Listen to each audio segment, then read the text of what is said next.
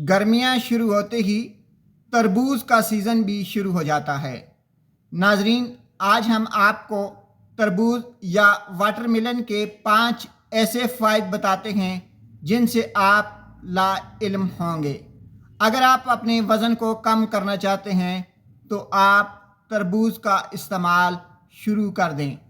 अगर आप अपने आप को कैंसर से बचाना चाहते हैं तो आप तरबूज का इस्तेमाल शुरू कर दें। अगर आपका हाजमा अक्सर ख़राब रहता है तो आपको तरबूज खाना चाहिए। अगर आपके जिल्द पे दाने निकल आते हैं, आपकी जिल्द सुर्खी माइल नहीं है, आपकी जिल्द जो है वो उस पर खुश्की हो जाती है, तो फिर आपको तरबूज का इस्तेमाल करना चाहिए। नाजरीन, तरबूज आपकी जिल्द, आपके दिल, आपके वज़न को कम करने के लिए और आपके कोलेस्ट्रॉल को बेहतर करने के लिए एक ज़बरदस्त फल है।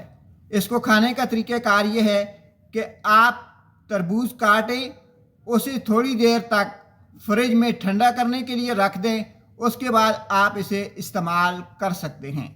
तरबूज दिन को 10 बजे या असर के टाइम ज़्यादा फ़ायदा देता है। नाजरीन, तरबूज हमेशा पका हुआ लें।